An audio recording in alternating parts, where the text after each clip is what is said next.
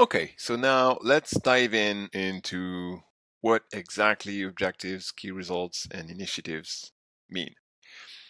Let's start with objectives. So what is an objective? What is a good objective? And what types of objectives are there?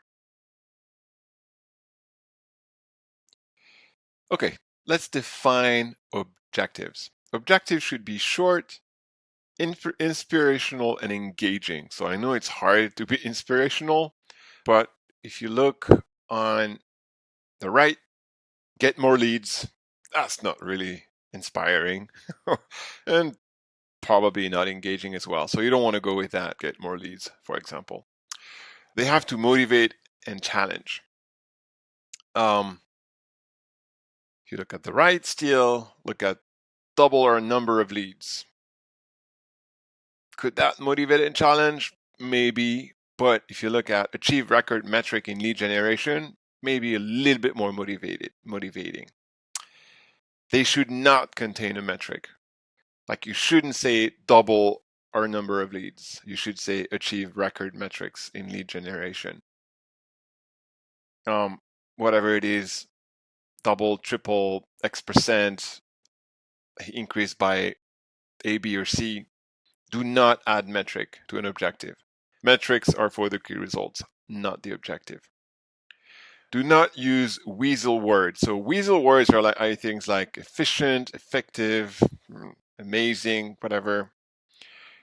You don't want, for example, to say optimize the efficiency of our billing process. That's what a weasel word does. It's fuzzy. We don't know what that means. We don't understand what's the objective actually.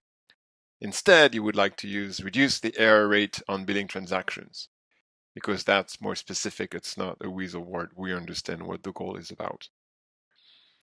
And objectives are limited.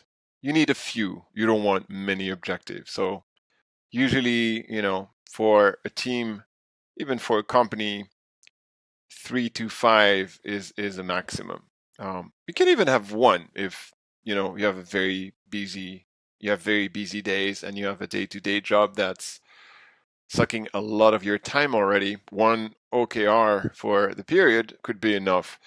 But as a rule of thumb, you're probably aiming for 3 to 5 max. Let's look at key results now. What is a key result? How different it is from an objective or an initiative. So let's define a key result together. A key result is time bound. It has to be achieved in a limited time frame. A key result has to be specific. It has to be measurable, so that's the opposite of an objective. It should be stretched. So that's something we'll talk again later, but when you read the literature on OKRs, 90% of it says stretch goal are the rules in the OKR world, and I'm going to tell you why later. And a key result is an outcome, not an output. So you remember the examples I took from our current key results in our current system. Those were outputs, not outcomes. So they are not key results actually. They're tasks or initiatives. Your key results should not be a task list. And by the way, you want 2.225 key results per objective, not more. Okay, so let's look at a couple of examples on the right of good key results and bad key results. So get more paid customers. It is not a good key result. Why? Well, there's no metric and there's no timing. Second, and so it's not measurable. Second, produce a new Facebook live show. This is an output. This is not a measurable outcome, so it doesn't work as a key result. It will go in your initiative list or your task list linked to the objective, but it will not be one of your key results. Instead, you want to launch a new Facebook live show and attracts 10,000 video views for each live show by the end of Q2. That would be an acceptable and appropriate, a good key result. Third example, be number one on Google for strategic keywords. It's the same. It's not specific, and